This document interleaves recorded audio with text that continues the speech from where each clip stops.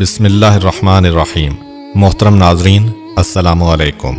آج کی ویڈیو میں ہم آپ کو بتائیں گے کہ بنی اسرائیل کون ہیں، کس نبی کی اولاد ہیں، اور حضرت ابراہیم علیہ السلام سے لے کر ملک اسرائیل کے وجود تک بنی اسرائیل کی 4000 سالہ تاریخ بیان کریں گے۔ حضرت ابراہیم علیہ السلام 2200 قبل مسیح ملک بابل یعنی عراق کے ایک قصبہ ار میں پیدا ہوئے۔ اس وقت بابل پر نمرود کی حکومت تھی۔ آپ علیہ السلام نے نمرود اور اپنی قوم کو توحید کی دعوت دی، لیکن وہ اپنی ہٹ درمی پر ڈٹے رہے۔ اپنی بت پرست قوم اور نمرود کی طرف سے انتہائی مخالفت اور مایوسی کے بعد آپ ہجرت کر کے شام چلے گئے۔ کچھ عرصہ وہاں رہنے کے بعد آپ علیہ السلام ہجرت کر کے فلسطین چلے گئے اور وہاں کے ایک علاقے ہیبرون میں سکونت اختیار کی، جو یروشلم یعنی بیت المقدس کے قریب ہے اور آج کل اسے الخلیل کہا جاتا ہے۔ آپ علیہ السلام اپنی بیوی حضرت سارہ کو لے کر تبلیغ کے سلسلے میں مصر بھی گئے تھے۔ جب آپ علیہ السلام مصر پہنچے تو مصر کے بادشاہ کے سپاہی آپ کو اور حضرت سارہ کو پکڑ کر بادشاہ کے پاس لے گئے۔ بادشاہ نے جب حضرت سارہ کے حسن و جمال کو دیکھا تو غلط ارادے سے ان کی طرف ہاتھ بڑھایا۔ حضرت ابراہیم علیہ السلام نے اللہ تعالیٰ سے دعا کی کہ اے اللہ میرے حرم کی حفاظت فرما۔ اسی وقت اس بادشاہ کا ہاتھ لکڑی کی طرح خشک ہو گیا۔ اس نے حضرت ابراہیم علیہ السلام سے التجا کی کہ اپنے اللہ سے دعا کرو کہ میرا ہاتھ ٹھیک ہو جائے، میں اب یہ حرکت نہیں کروں گا۔ حضرت ابراہیم علیہ السلام نے دعا کی تو اس کا ہاتھ ٹھیک ہو گیا، لیکن اس کے بعد پھر اس نے وہی حرکت کی۔ حضرت ابراہیم علیہ السلام نے دعا کی تو اس کا ہاتھ پہلے کی طرح لکڑی کی مانند ہو گیا۔ اس نے پھر حضرت ابراہیم علیہ السلام سے درخواست کی کہ اپنے اللہ سے کہو کہ میرا ہاتھ ٹھیک کر دے۔ حضرت ابراہیم علیہ السلام نے کہا کہ میں اب اس شرط پر دعا کروں گا کہ تم دوبارہ اگر ایسی حرکت کرو گے تو میں تمہارے لیے دعا نہیں کروں گا۔ اس نے وعدہ کیا اور حضرت ابراہیم علیہ السلام نے دعا کی تو اس کا ہاتھ ٹھیک ہو گیا۔ بادشاہ حضرت ابراہیم علیہ السلام کے جلال سے مغلوب ہو گیا۔ اس نے آپ علیہ السلام اور حضرت سارہ کی بڑی عزت و تکریم کی اور کہا کہ آپ ہمارے ملک میں بے خوف و خطر رہیں، آپ کے جان و مال کی حفاظت ہماری ذمہ داری ہوگی۔ جب حضرت ابراہیم علیہ السلام نے وہاں سے جانے کا ارادہ کیا، بادشاہ نے کہا کہ میری ایک خواہش ہے، میں چاہتا ہوں کہ اپنی بیٹی کو آپ کی بیوی حضرت سارہ کو بطور کنیز عطا کر دوں۔ حضرت ابراہیم علیہ السلام نے اس کی پیشکش کو قبول کیا۔ بادشاہ کی یہ بیٹی کوئی اور نہیں بلکہ حضرت ہاجرہ تھیں، جن کو بعد میں حضرت ابراہیم علیہ السلام نے اللہ تعالیٰ کے حکم سے بیوی کا درجہ دیا، اور انہی کے بطن سے اللہ تعالیٰ نے آپ علیہ السلام کو حضرت اسماعیل علیہ السلام عطا کیے تھے۔ حضرت اسماعیل علیہ السلام کی پیدائش کے بعد حضرت سارہ کو جناب ہاجرہ سے حسد ہونے لگا اور ان کا رویہ ان کے ساتھ کافی تبدیل ہو گیا، جس کے بعد اللہ تعالیٰ کے حکم سے حضرت ابراہیم علیہ السلام اپنی بیوی حضرت ہاجرہ اور اپنے بیٹے اسماعیل علیہ السلام کو مکہ میں چھوڑ آئے اور خود واپس حضرت سارہ کے پاس آ کر رہنے لگے۔ کچھ عرصہ بعد اللہ تعالیٰ نے حضرت سارہ کے بطن سے آپ علیہ السلام کو ایک اور بیٹا عطا فرمایا، جن کا نام تھا حضرت اسحاق علیہ السلام۔ جب حضرت ابراہیم علیہ السلام کے دونوں بیٹے حضرت اسحاق اور حضرت اسماعیل علیہ السلام جوان ہوئے تو آپ علیہ السلام نے شام کے علاقے میں حضرت اسحاق علیہ السلام، عرب میں حضرت اسماعیل علیہ السلام اور بحیرہ مردار کے قریب صدوم نامی بستی کے علاقے میں اپنے بھتیجے حضرت لوط علیہ السلام کو مقرر کیا، تاکہ وہ ان علاقوں میں تبلیغ دین کا فریضہ انجام دیں، اور خود آپ علیہ السلام فریضہ دین کی انجام دہی کے جائزہ کے لیے وقتاً فوقتاً ان علاقوں کا دورہ کیا کرتے تھے۔ روایت میں ہے کہ تمام عرب جناب اسماعیل علیہ السلام کی اولاد ہیں اور اکثر عجم جناب اسحاق علیہ السلام کی اولاد ہیں۔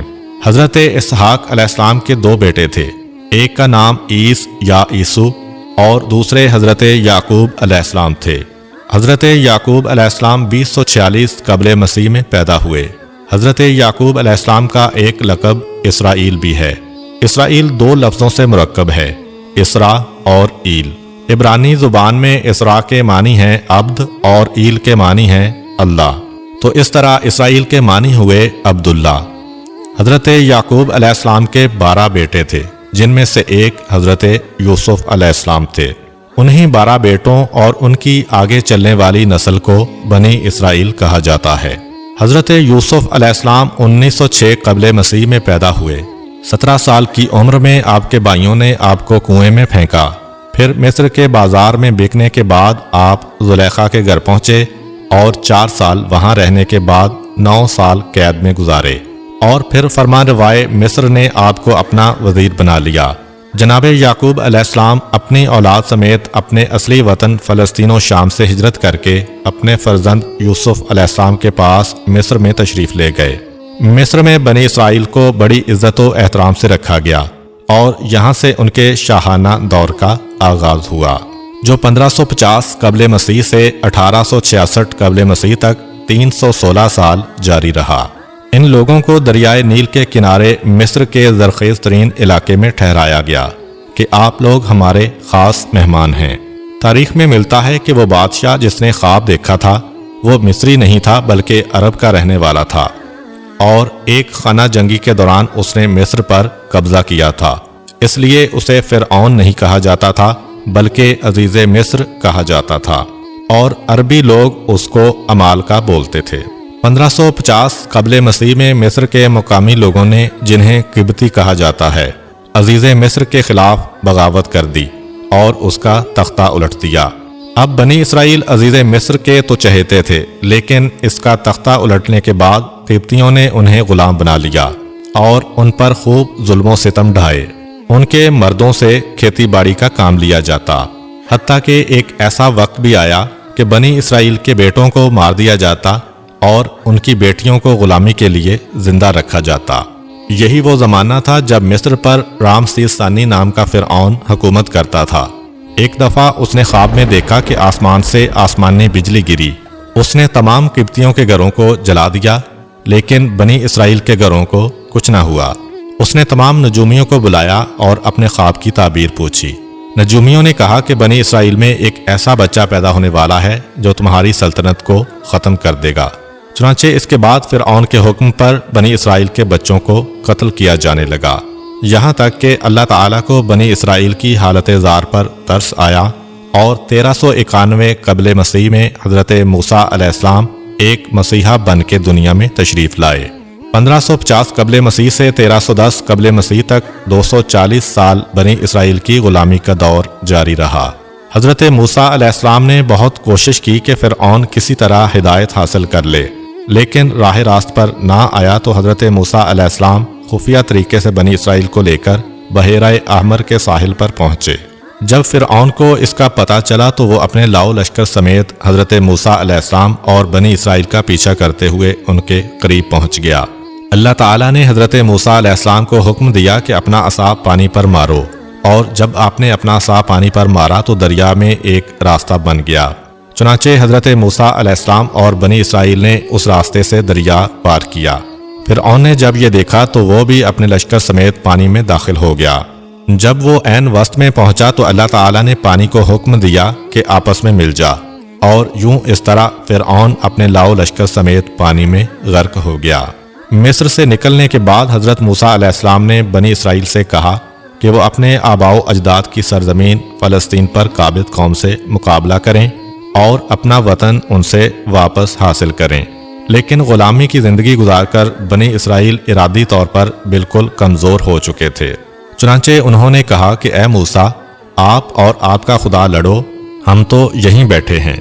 अल्लाह ताला उन पर गज़बनाक हुआ और सज़ा के तौर पर उनको सहराए तिया में महसूर कर दिया और वो 40 साल तक उसी सहरा में सरगर्दां रहे। इन्हीं 40 सालों के दौरान हज़रत मूसा अलैहिस्सलाम और उनके भाई हज़रत हारून अलैहिस्सलाम वफ़ात पा गए और तब तक एक नई नस्ल भी जवान हो चुकी थी जो इरादी तौर पर अपने आबा से मजबूत थी। चुनांचे हज़रत मूसा अलैहिस्सलाम के वसी हज़रत योशा बिन नून के दौर में उनकी क़यादत में बनी इसराइल ने जंग की और सरज़मीन मुक़द्दस फ़लस्तीन को काबिज़ अक़वाम से दोबारा हासिल किया। बनी इसराइल के 12 कबाइल थे। अब यहाँ पहुँचने के बाद उन्होंने बजाय इसके कि मरकज़ी हुकूमत बनाते, हर एक कबीले ने अपना अपना ज़मीन का टुकड़ा आबाद कर लिया। जैसा कि आप जानते हैं कि हज़रत मूसा अलैहिस्सलाम के दौर में भी इनकी आपस में नहीं बनती थी और अल्लाह ताला के हुक्म से हज़रत मूसा अलैहिस्सलाम ने इन 12 कबाइल के लिए पानी के अलहदा-अलहदा 12 चश्मे जारी किए थे। इन कबाइल की आपस में नहीं बनती थी।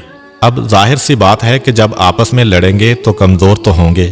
چنانچہ ایک وقت ایسا آیا کہ جن لوگوں کو انہوں نے مار بھگایا تھا انہوں نے حملہ کر کے سرزمین فلسطین پر دوبارہ قبضہ کر لیا۔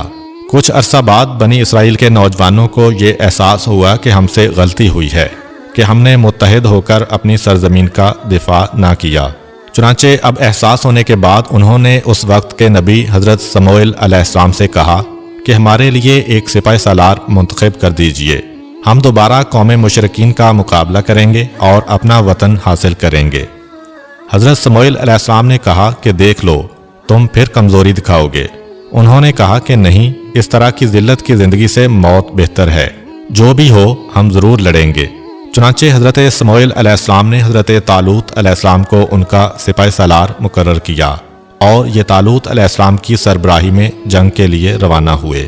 جب دونوں فوجوں کا آمنا سامنا ہوا تو یہ لوگ دیوقامت بادشاہ جالوت کو دیکھ کر گھبرا گئے اور کہنے لگے کہ ہم تو اس کا مقابلہ نہیں کر سکتے۔ حضرت داؤد علیہ السلام جو اس وقت نوجوان تھے اور اپنے والد کی بھیڑیں چرایا کرتے تھے، وہ بھی اس لشکر میں شامل ہو گئے تھے۔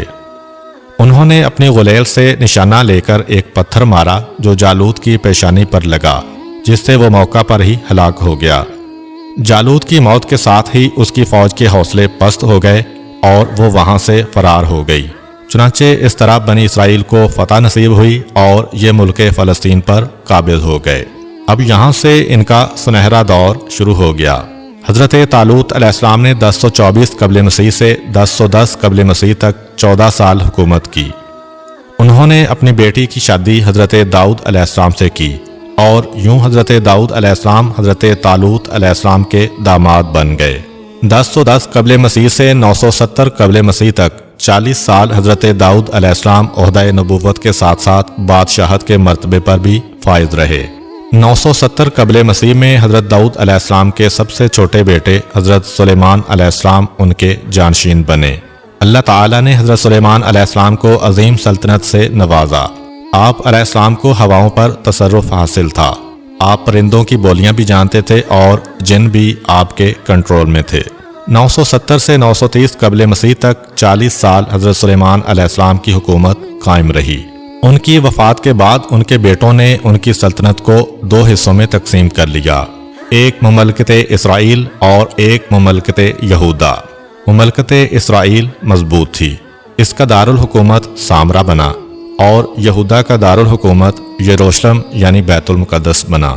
738 قبل مسیح میں 286 سال قائم رہنے کے بعد شام کے قبائلی آشوریوں نے مملکت اسرائیل کو ختم کر دیا، لیکن مملکت یہودا بچی رہی۔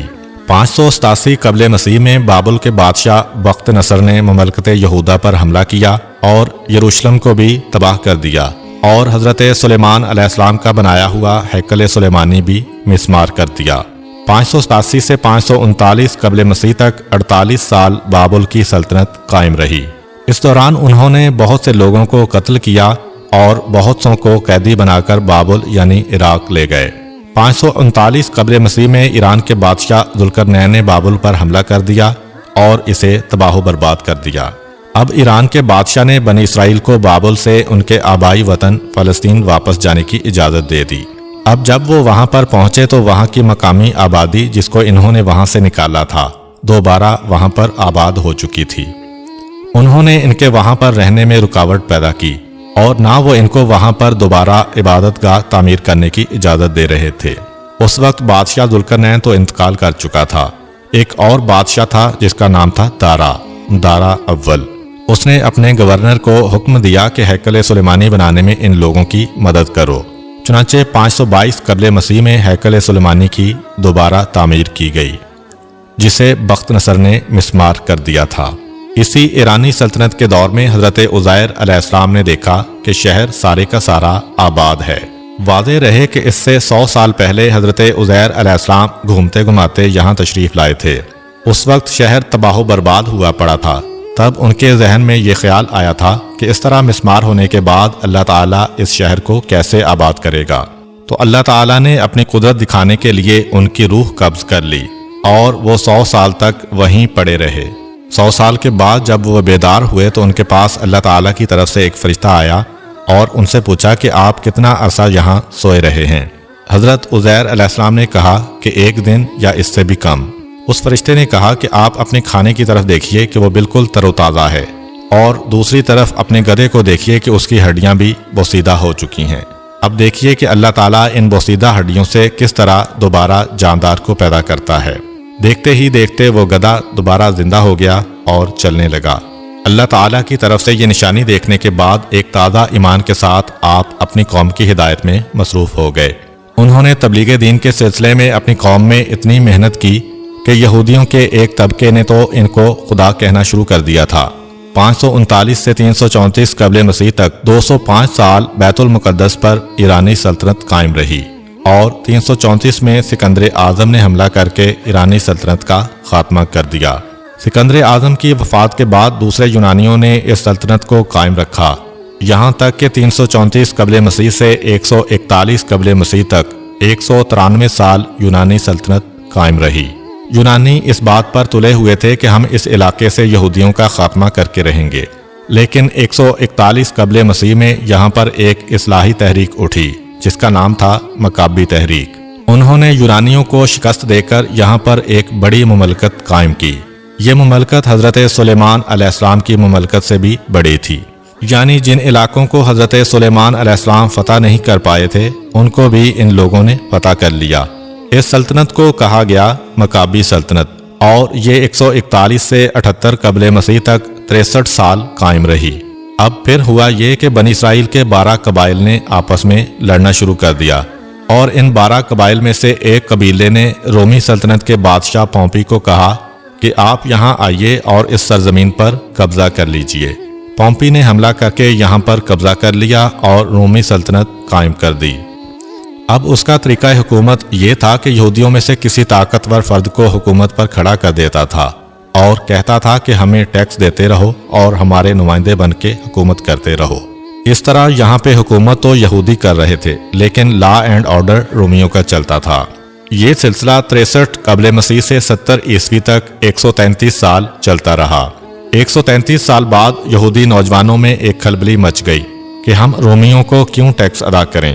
چنانچہ انہوں نے سوچا کہ ہم بغاوت کر کے سلیمانی سلطنت اور مکابی سلطنت کی طرح دوبارہ اپنی سلطنت قائم کریں گے۔ رومی بادشاہ نے رومن ٹائٹس نامی ایک جرنیل کو ان کے مقابلے کے لیے بھیجا، جس نے آ کے اس پورے شہر کو ہی تہہ و بالا کر دیا۔ اس نے دوبارہ دارا اول کے دور میں جو ہیکل سلیمانی تعمیر ہوا تھا اس کو زمین بوس کر دیا۔ صرف ایک دیوار باقی بچی جسے ویسٹرن وال یا دیوار گریا کہتے ہیں، باقی سارا مسمار ہو گیا۔ صرف اتنا ہی نہیں بلکہ اس نے تمام یہودیوں کو وہاں سے نکال دیا۔ یہیں سے ان کا دور انتشار شروع ہوا اور یہ پوری دنیا میں منتشر ہو گئے۔ کچھ عرب چلے گئے، کچھ یورپ اور کچھ افریقہ میں چلے گئے۔ 70 عیسوی سے 1917 عیسوی تک یہ یوں ہی در بدر بھٹکتے رہے، اور 1917 میں جا کر 1847 سال بعد ان کو واپسی کا موقع ملا۔ اب جس وقت رومن امپائر چل رہی تھی اسی دوران 320 قبل مسیح میں رومن بادشاہ ایمپرر کانسٹنٹائن عیسائی ہو گیا۔ اس کو کسی نے کہا کہ اگر صلیب اٹھا کر جنگ کرو گے تو جیت جاؤ گے۔ چنانچہ اس نے ایسا کیا اور اسے فتح نصیب ہوئی۔ اس نے سوچا کہ سب سے بہترین مذہب یہی ہے، اسی لیے اس نے عیسائیت کو قبول کر لیا۔ عیسائیت قبول کرنے کے بعد اس نے اعلان کیا کہ ہماری سلطنت کا قومی مذہب عیسائیت ہوگا۔ اب عیسائیت اور یہودیت میں تو زمین آسمان کا فرق ہے۔ عیسائی حضرت عیسیٰ علیہ السلام کو اللہ کا بیٹا مانتے ہیں اور یہودی انہیں انسان کا بیٹا مانتے ہیں۔ اور دوسرا جو 30 عیسوی میں حضرت عیسیٰ علیہ السلام کو سولی پر چڑھایا گیا تھا وہ بھی رومن امپائر نے یہودیوں کے کہنے پر کیا تھا۔ اللہ تعالیٰ نے حضرت عیسیٰ علیہ السلام کو زندہ آسمان پر اٹھا لیا تھا اور ان کی جگہ اس شخص کو سولی پر چڑھا دیا گیا تھا جس نے ان کی مخبری کی تھی، اور اس کی شکل حضرت عیسیٰ علیہ السلام سے ملتی تھی۔ یہ شخص حضرت عیسیٰ علیہ السلام کے حواریوں میں سے تھا، اور تھوڑی سی رقم کے لالچ میں آ کر اس نے حضرت عیسیٰ علیہ السلام کی مخبری کر دی تھی کہ وہ کہاں پہ موجود ہیں۔ اس طرح یہودیوں نے ان کو پکڑ کر انہیں سولی پر چڑھانے کی کوشش کی تھی۔ اب یہاں پہ معاملہ الٹا ہو گیا۔ پوری رومن امپائر چونکہ عیسائیت کی پیروکار ہے، اس لیے عیسائی اکثریت جبکہ یہودی اقلیت میں آ گئے۔ چنانچہ عیسائیوں نے یہودیوں کو چن چن کے مارنا شروع کر دیا۔ اب یہاں پہ تو یہودیوں کو مار پڑ ہی رہی تھی، لیکن پوری دنیا میں چونکہ رومی سلطنت تھی، اس لیے دنیا میں جہاں بھی یہودی نظر آتا اس کو وہاں پر مارنا اور ستانا شروع کر دیتے۔ وقت گزرتا گیا اور 571 عیسوی میں ہمارے آخری نبی حضرت محمد صلی اللہ علیہ وآلہ وسلم دنیا میں تشریف لائے، اور 610 عیسوی میں انہوں نے نبوت کا اعلان کیا۔ اس کے 5 سال بعد 615 عیسوی میں ایران کے بادشاہ خسرو پرویز نے حملہ کر کے یروشلم پر قبضہ کر لیا اور مجوسی سلطنت قائم کر لی، جو کہ 615 سے 624 تک 9 سال جاری رہی۔ رومی سلطنت کے خاتمے پر مکہ کے بت پرست بہت خوش تھے، کیونکہ وہ بھی غیر اللہ یعنی بتوں کی پوجا کرتے تھے، اور ایران کے مجوسی بھی غیر اللہ یعنی آگ کی پوجا کرتے تھے، جبکہ مسلمان ناخوش تھے، کیونکہ یہ بھی اللہ اور رسول کو ماننے والے تھے، اور عیسائی بھی اللہ اور رسول کو ماننے والے تھے۔ صرف 9 سال بعد 624 عیسوی میں رومیوں نے حملہ کر کے مجوسی سلطنت کا خاتمہ کر دیا اور رومی سلطنت دوبارہ قائم کر لی، جو کہ 624 سے 637 عیسوی تک 13 سال جاری رہی۔